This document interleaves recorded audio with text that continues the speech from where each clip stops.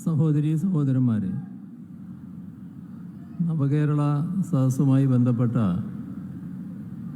വിശദമായ കാര്യങ്ങൾ ഇവിടെ സംസാരിച്ചു കഴിഞ്ഞിട്ടുണ്ട്. ഈ കഴിഞ്ഞ നവംബർ 18-നാണ് മഞ്ചേശ്വരത്ത് നിന്ന് നവകേരള സദസ്സിൻ്റെ പ്രയാണം ആരംഭിച്ചത്. ഈ 29 ദിവസവും ഞങ്ങൾ കേരളത്തിലെ ജനങ്ങളുടെ പൊതുവികാരമാണ് കാണുന്നത്. നമ്മുടെ നാട് നേരിടുന്ന പ്രശ്നങ്ങൾ ജനസമക്ഷം അവതരിപ്പിക്കാനാണ് ഈ പരിപാടി കൊണ്ട് ഉദ്ദേശിച്ചിരുന്നത്. നാട് ഇന്ന് എത്തി നിൽക്കുന്ന നിലയുണ്ട്. ഇനി മുന്നോട്ട് പോകുന്നതിന് വേണ്ടി നാം സ്വീകരിക്കുന്ന നടപടികളുണ്ട്. എന്നാൽ മുന്നോട്ടുള്ള പോക്കിന് നാം ആസൂത്രണം ചെയ്യുന്ന നടപടികൾക്ക് വലിയ തടസ്സമാണ് കേന്ദ്ര സർക്കാരിൽ നിന്നുണ്ടാകുന്നത്. അത് സംസ്ഥാനത്തെ വലിയ തോതിൽ ഞെരുക്കുകയാണ്. മുന്നോട്ട് പോകാനാകാത്ത സാഹചര്യം സൃഷ്ടിക്കലാണ് കേന്ദ്ര സർക്കാർ ഉദ്ദേശിക്കുന്നത്. ഇത് ജനസമക്ഷം അവതരിപ്പിക്കാമെന്നാണ് ഞങ്ങൾ ഉദ്ദേശിച്ചത്. ഇത് നമ്മുടെ നാടിനു വേണ്ടിയുള്ളൊരു പരിപാടിയാണ്, ജനങ്ങൾക്ക് വേണ്ടിയുള്ള പരിപാടിയാണ്. ആർക്കും എതിരെയുള്ള പരിപാടിയല്ല. കേരളത്തിലെ ഏതെങ്കിലും ഒരു പ്രത്യേക വിഭാഗത്തിന് വേണ്ടിയുള്ള പരിപാടിയോ ഏതെങ്കിലും ഒരു പ്രത്യേക വിഭാഗത്തിനെതിരായ പരിപാടിയോ അല്ല. ആകെ മൊത്തം നമ്മുടെ നാടിൻ്റെ പുരോഗതിക്ക് സഹായകമാകുന്നൊരു പരിപാടിയാണ്. കാരണം ജനങ്ങൾ എല്ലാ കാര്യങ്ങളും അറിയേണ്ടവരാണ്. ആ ജനസമക്ഷം എല്ലാ കാര്യങ്ങളും അവതരിപ്പിക്കാനാണ് ഉദ്ദേശിച്ചത്. അതിൻ്റെ സംഘാടന രൂപം നാം പ്ലാൻ ചെയ്തിരുന്നത് ഇതേപോലെ തന്നെയാണ്. ഓരോ മണ്ഡലത്തിലും ഇപ്പോൾ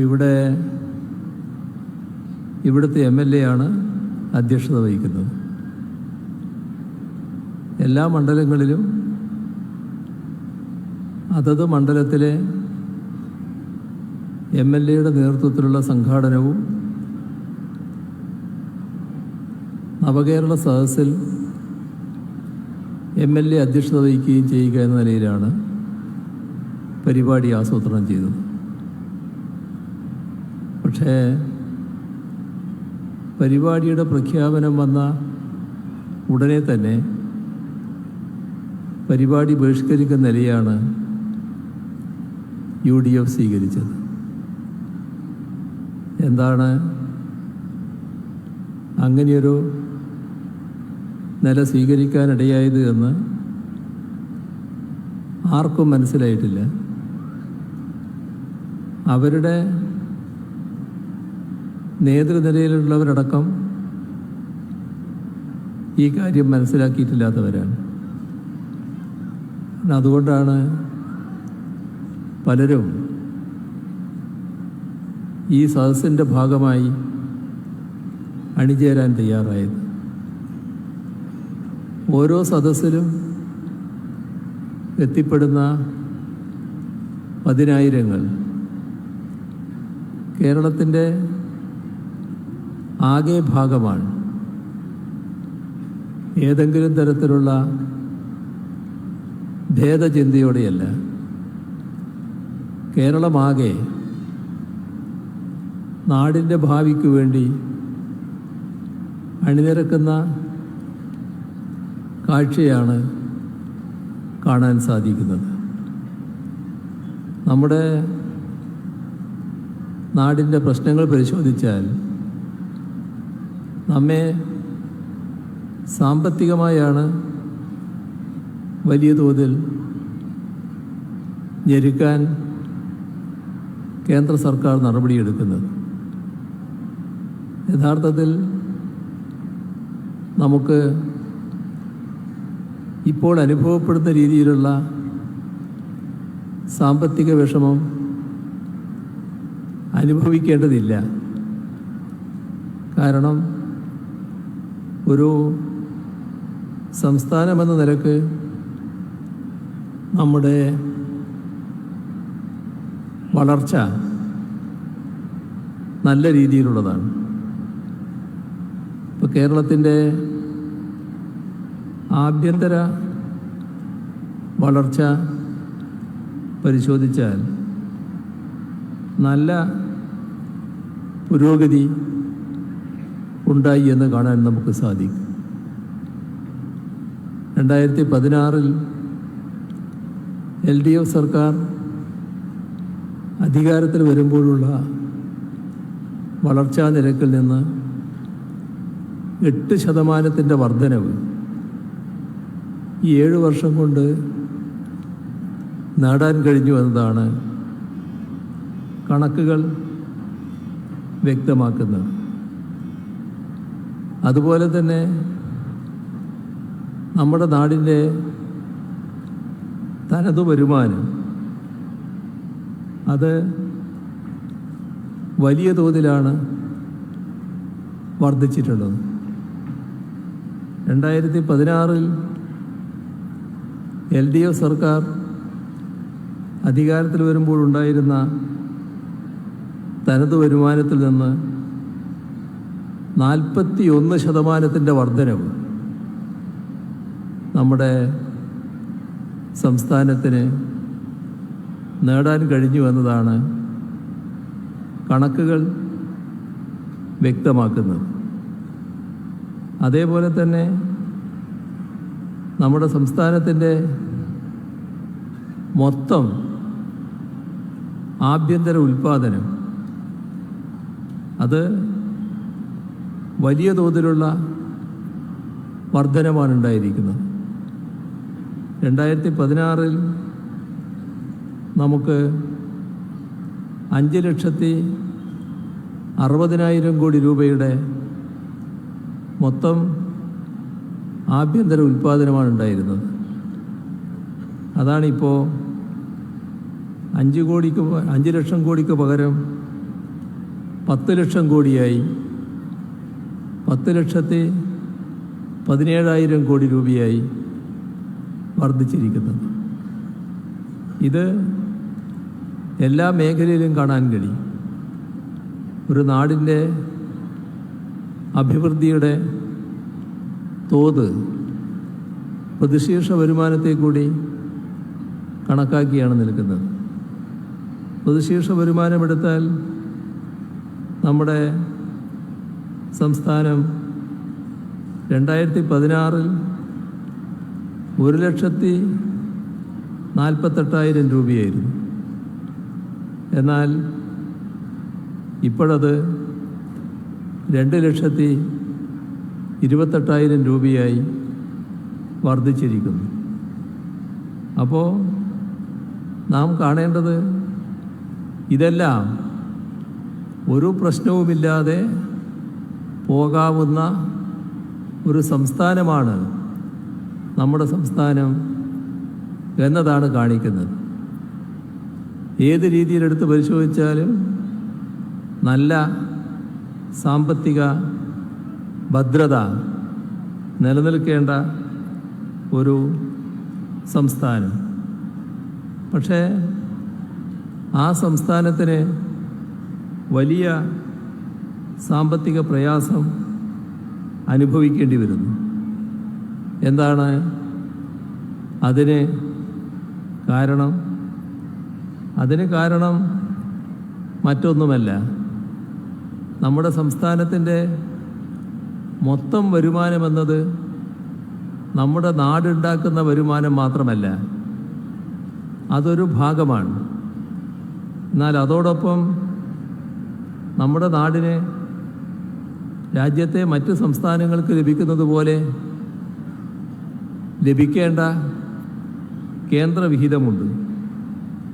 ആ കേന്ദ്രവിഹിതം നമുക്ക് ലഭിക്കുന്നതിൽ വലിയ തോതിലുള്ള വിവേചനം നിലനിൽക്കുകയാണ്. സാധാരണ ഒരു രാജ്യത്ത് അത്തരം വിവേചനം ഉണ്ടാകാൻ പാടില്ലാത്തതാണ്. പക്ഷേ നമ്മോട് വലിയ അവഗണന, അതിൻ്റെ ഭാഗമായി നമുക്ക് ലഭിക്കേണ്ട വിഹിതത്തിൽ വലിയ കുറവ് വരുന്നു. വിഹിതത്തിൽ ഒന്ന് നമ്മുടെ സാധാരണഗതിയിലുള്ള നികുതി വരുമാനത്തിൻ്റെ വിഹിതമാണ്. നികുതിയുടെ നല്ല ഭാഗം കേന്ദ്ര സർക്കാരിൻ്റെ കയ്യിലാണ് എത്തുന്നത്. അത് വിവിധ സംസ്ഥാനങ്ങൾക്ക് വീതിച്ചു കൊടുക്കണം. ഇതിൽ ഒരു തരത്തിലുള്ള സുതാര്യ നടപടിയും കേന്ദ്രം സ്വീകരിക്കുന്നില്ല.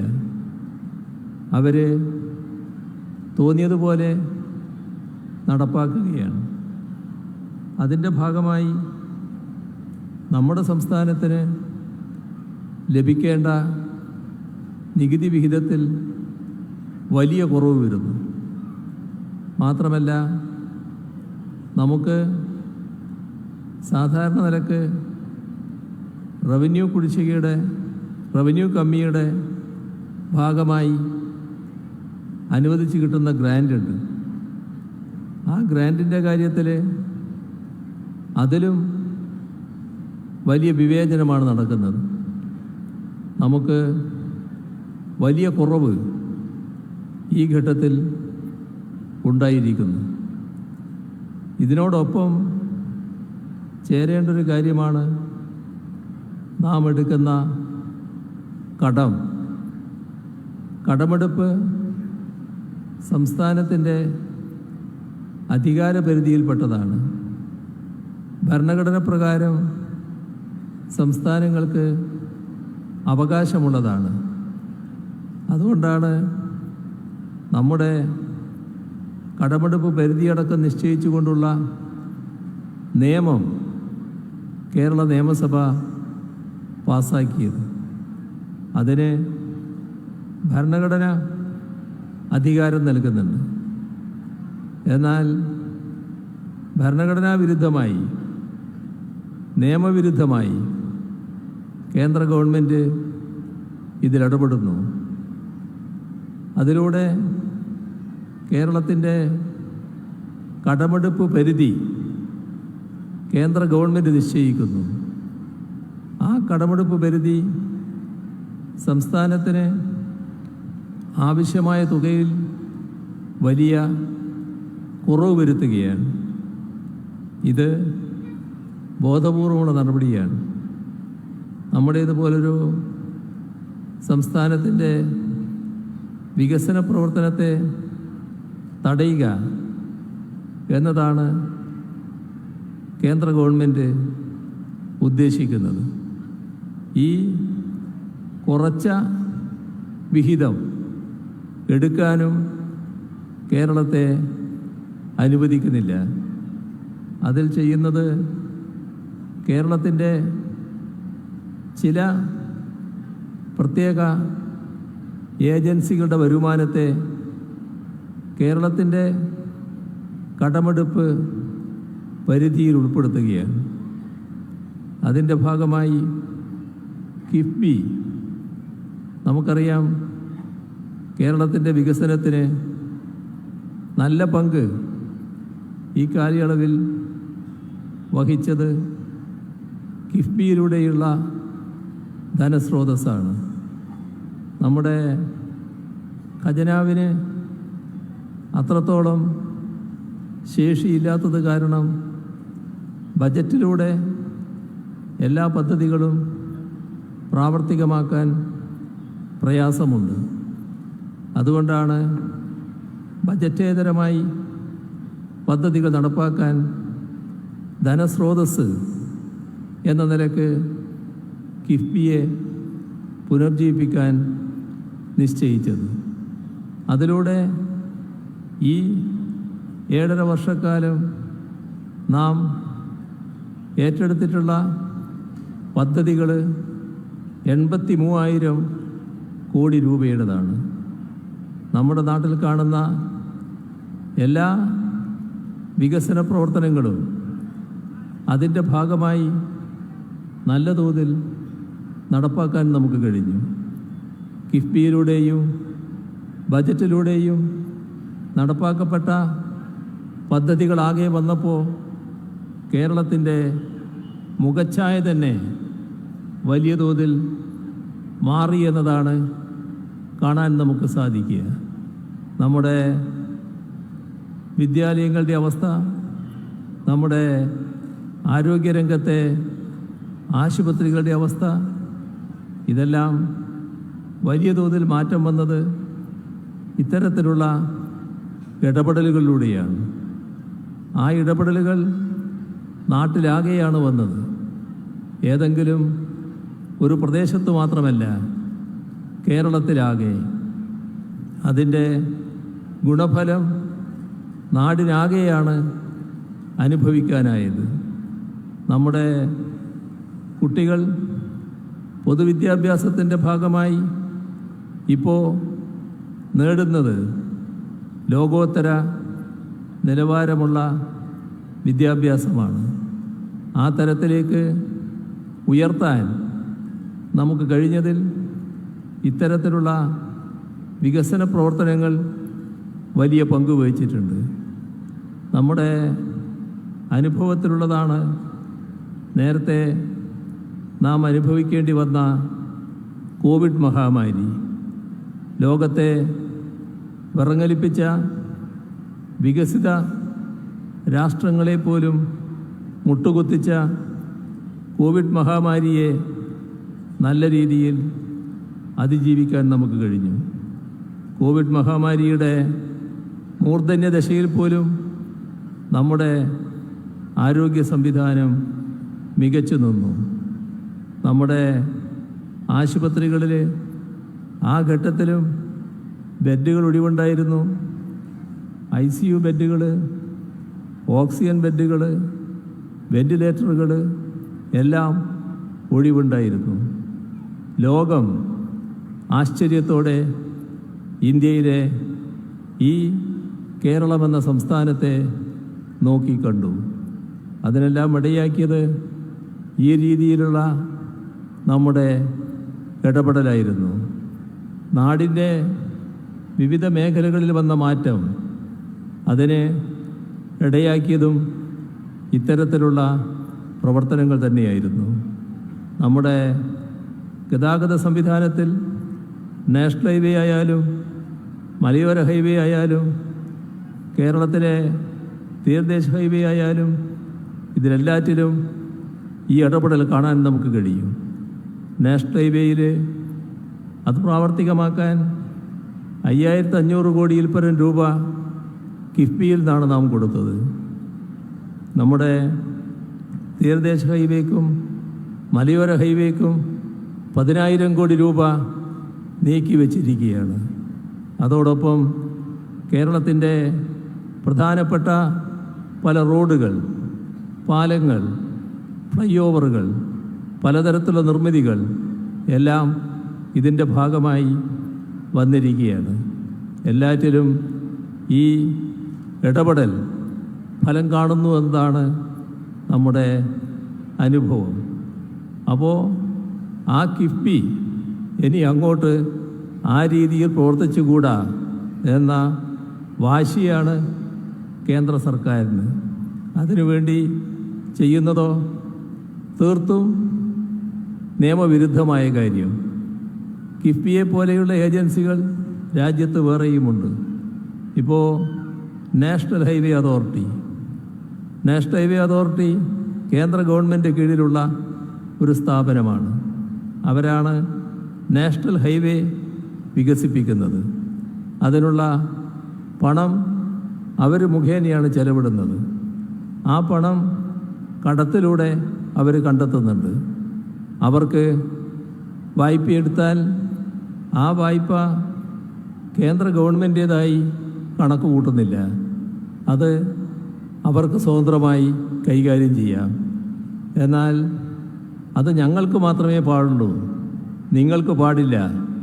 നിങ്ങളുടെ കിഫ്ബി കടമെടുത്താൽ അത് സംസ്ഥാനത്തിൻ്റെ കടമായി പരിഗണിക്കും എന്നതാണ് ഇപ്പോൾ കേന്ദ്ര ഗവൺമെൻറ് പറഞ്ഞിരിക്കുന്നത്.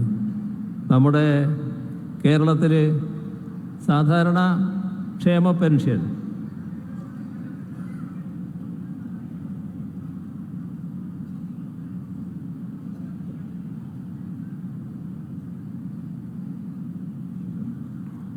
നേരത്തെ 600 രൂപയുണ്ടായിരുന്ന ക്ഷേമ പെൻഷൻ നമ്മളിപ്പോൾ 1600 രൂപയാണല്ലോ വർഷങ്ങളായി കൊടുത്തുകൊണ്ടിരിക്കുന്നത്.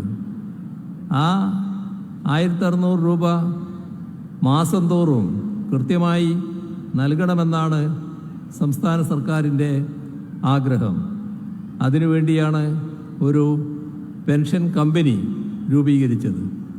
അവർ അതിനുവേണ്ട ധനം ആദ്യം കണ്ടെത്തും, പിന്നെ സംസ്ഥാന സർക്കാർ ആ കമ്പനിക്ക് ആ പണം കൊടുക്കും. ഇതായിരുന്നു ഉണ്ടാക്കിയ സംവിധാനം. ഇപ്പോൾ കേന്ദ്ര ഗവൺമെൻറ് പറയുകയാണ് ആ കമ്പനിയുടെ കടം നിങ്ങളുടെ സംസ്ഥാനത്തിൻ്റെ കടമായി പരിഗണിക്കൂ.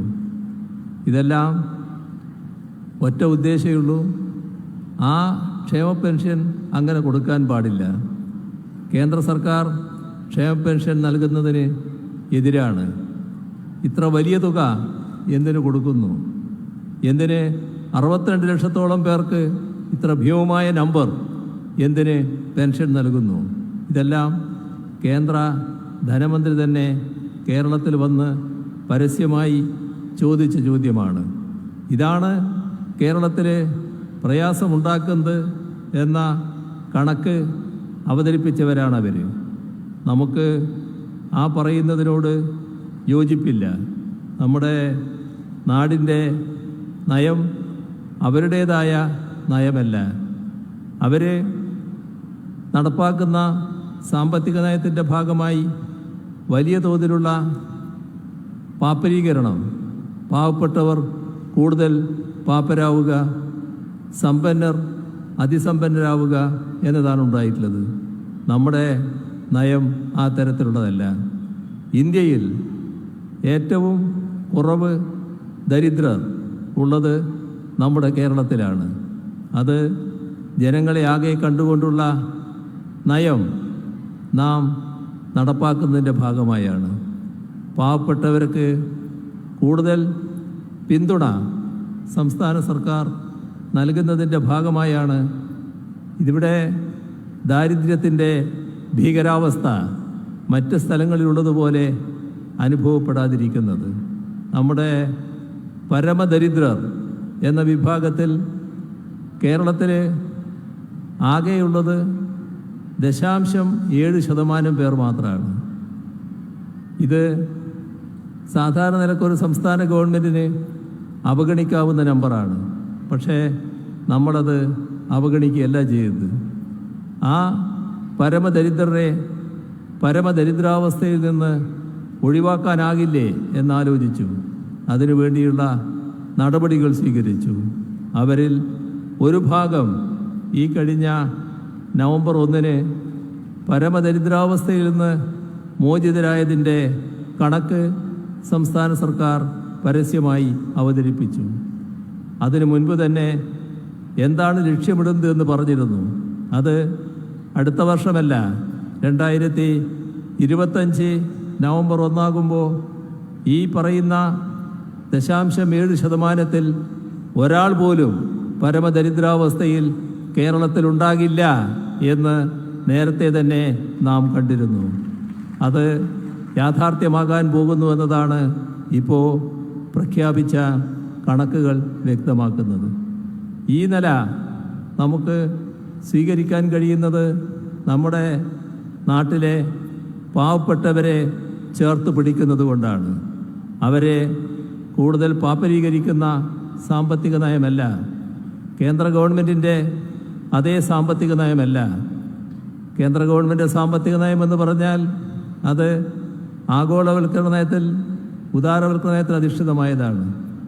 അതിൻ്റെ തലതൊട്ടപ്പന്മാർ കോൺഗ്രസ്സുകാരായിരുന്നു.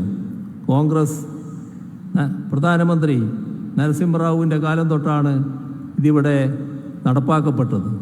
കോൺഗ്രസ് ഗവൺമെൻറ്റുകൾ അതേ നയമാണ് തുടർന്നു പോയത്.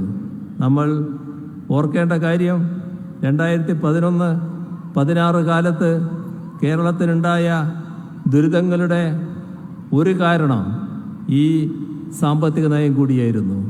ഇവിടെ അന്നത്തെ UDF ഗവൺമെൻറ്, കേന്ദ്ര ഗവൺമെൻറ് അതേ സാമ്പത്തിക നയമാണ് നടപ്പാക്കിയത്. കേന്ദ്ര ഗവൺമെൻറ് എന്ന് പറയുമ്പോൾ ആദ്യ ഭാഗം കോൺഗ്രസ് ഗവൺമെൻറ്റായിരുന്നു.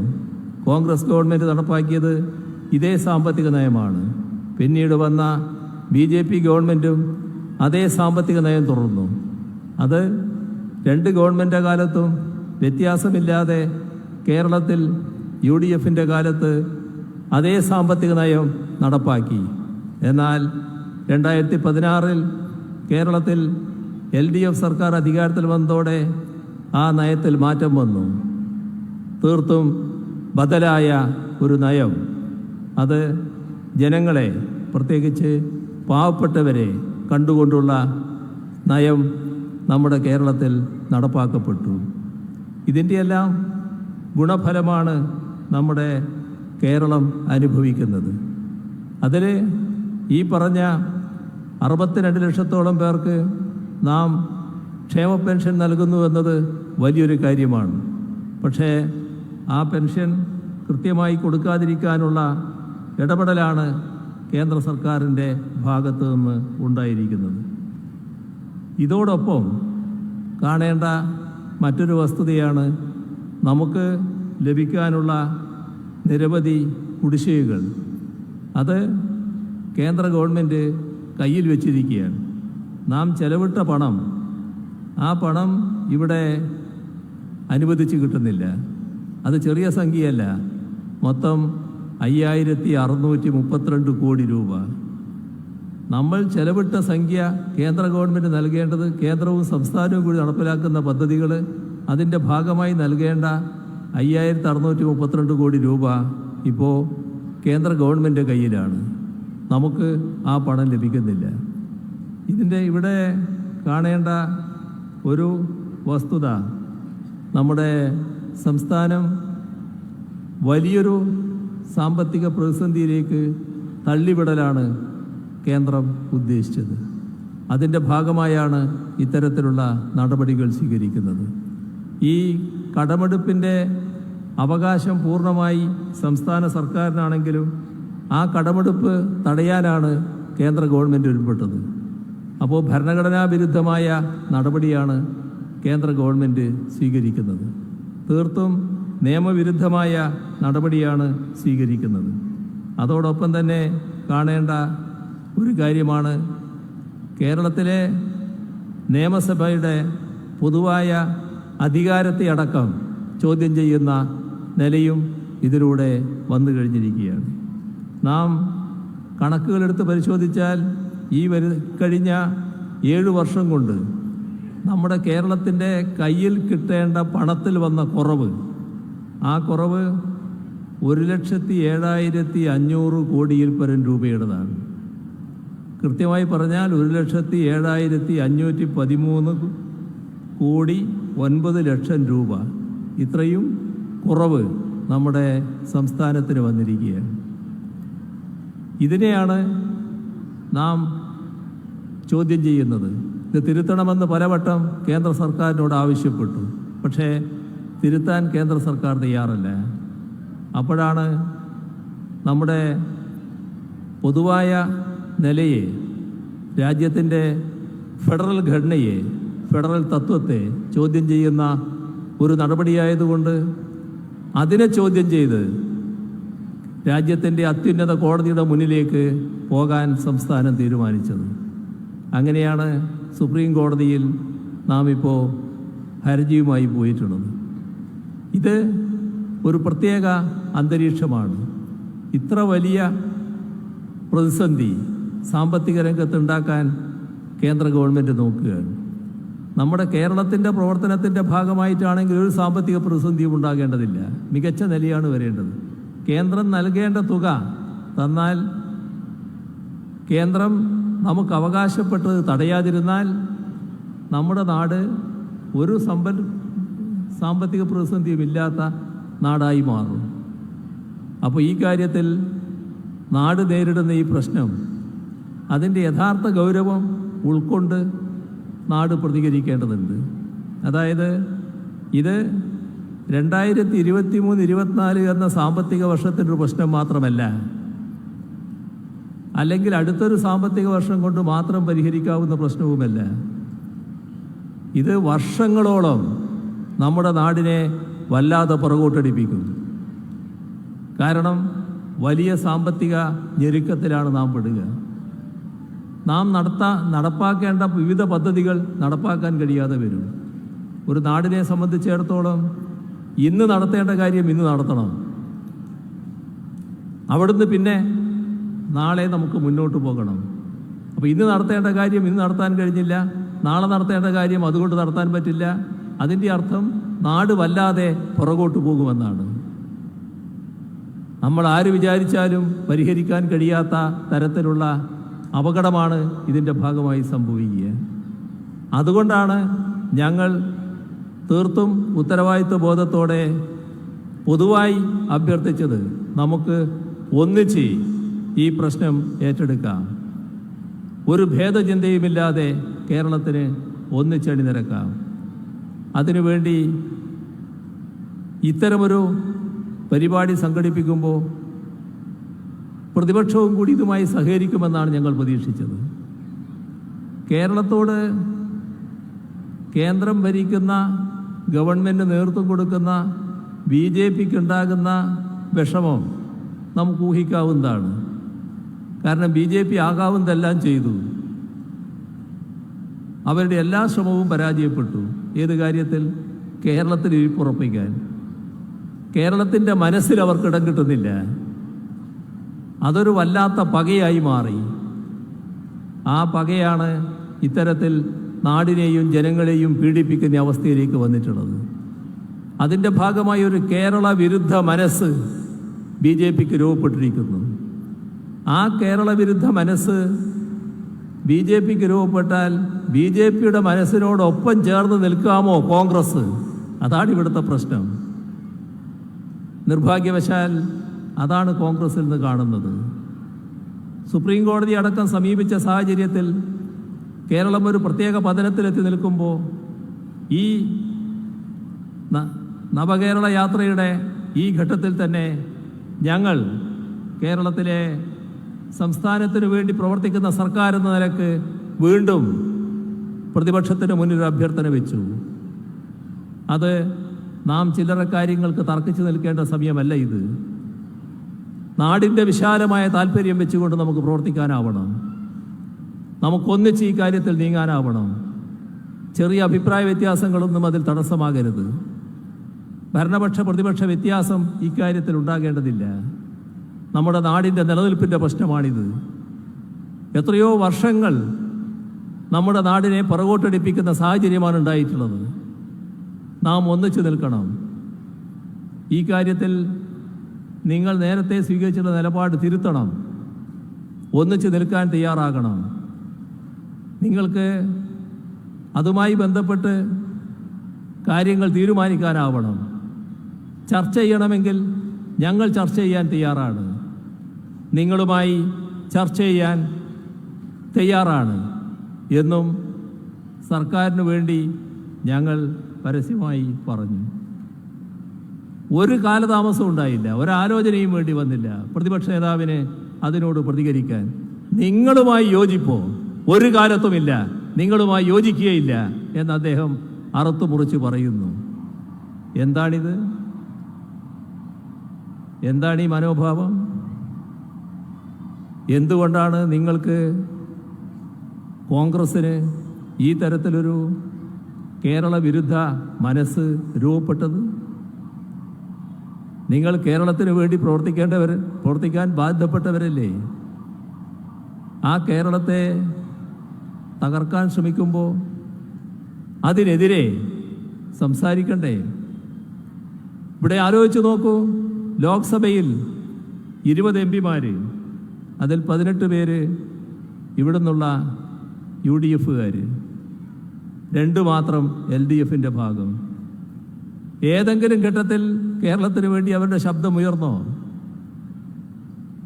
കേരളത്തിന് വേണ്ടി ശബ്ദമുയർന്നില്ല എന്ന് മാത്രമല്ല, കേരളത്തെ അവഗണിക്കുന്ന, കേരളത്തോട് വിവേചനം കാണിക്കുന്ന കേന്ദ്ര ഗവൺമെൻറ് നടപടികളെ ഒരു ഘട്ടത്തിലും തുറന്നു കാണിക്കാൻ തയ്യാറായില്ല.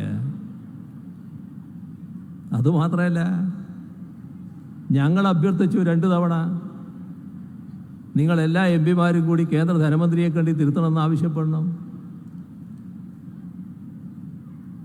നിവേദനത്തിൽ ഒപ്പിടാൻ പോലും തയ്യാറല്ല. ഏറ്റവും ഒടുവിൽ പറഞ്ഞത് എന്താണെന്നറിയോ? കേരളത്തിലെ ഗവൺമെൻറ്റിൻ്റെ കെടുകാര്യസ്ഥതയെക്കുറിച്ച് ആദ്യം എഴുതണം, എന്നിട്ട് കേന്ദ്രത്തിന് നിവേദനം കൊടുക്കാം എന്ന് പറഞ്ഞാൽ, കേരളത്തിലെ ഗവൺമെൻറ് കെടുകാര്യസ്ഥത കൊണ്ടാണ് ഇവിടെ പ്രയാസമുണ്ടായത്, കേന്ദ്ര ഗവൺമെൻറ്റിൻ്റെ ഈ അവഗണനയും വിവേചനവുമല്ല എന്ന് പറയൽ. എങ്ങനെയാണ് അത്തരമൊരു നിലപാട് കോൺഗ്രസിന് സ്വീകരിക്കാൻ കഴിയുന്നത്? എന്താണ് BJP-യോട് ഇത്രയധികം പ്രതിപത്തി? എന്തുകൊണ്ടാണ് BJP മനസ്സിനോടൊപ്പം ചേർന്ന് നിൽക്കുന്നത്? എന്തുകൊണ്ടാണ് കേരള വിരുദ്ധ മനസ്സായി BJP-യോടൊപ്പം ചേർന്ന് കോൺഗ്രസും മാറുന്നത്? ഇതാണ് നാടിൻ്റെ അവസ്ഥ. ഇവർ മനസ്സിലാക്കേണ്ട ഒരു കാര്യം ഈ കാര്യത്തിലുള്ള ജനങ്ങളുടെ വികാരമാണ്.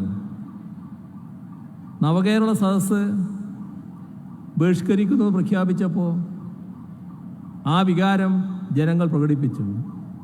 കാരണം ദീർഘകാലമായി ഇവരുടെ ഈ ബഹിഷ്കരണ രീതി കണ്ടുകൊണ്ടിരിക്കുന്നവരാണ് ജനങ്ങൾ. അതിൻ്റെ ഭാഗമായി തന്നെ ആ ബഹിഷ്കരണത്തെ തള്ളിക്കൊണ്ടുള്ള നിലപാട് ജനങ്ങൾ സ്വീകരിച്ചു. അതാണ് എല്ലാ പ്രദേശത്തും അതിനു മുൻപുള്ള എല്ലാ കൂട്ടായ്മകളെയും കവച്ചു വെക്കുമാറുള്ള 10,000-ങ്ങളുടെ കൂടിച്ചേരൽ ഈ നവകേരള സദസ്സിൻ്റെ ഭാഗമായി നടക്കുന്നത്. അതാണ് നമുക്ക് മാവേലിക്കരയിലും കാണാൻ കഴിയുന്നത്. ഈ 10,000-ങ്ങൾ സർക്കാർ നൽകുന്ന സന്ദേശമുണ്ട്: നിങ്ങൾ ധൈര്യമായി മുന്നോട്ട് പോയിക്കോ, ഞങ്ങൾ കൂടെയുണ്ട് എന്ന്. ഞങ്ങൾക്കത് മതി. അതിനെ നന്ദി നന്ദി എന്ന് പറഞ്ഞുകൊണ്ട് അവസാനിപ്പിക്കുന്നു. നിങ്ങൾക്കെൻ്റെ അഭിവാദ്യങ്ങൾ.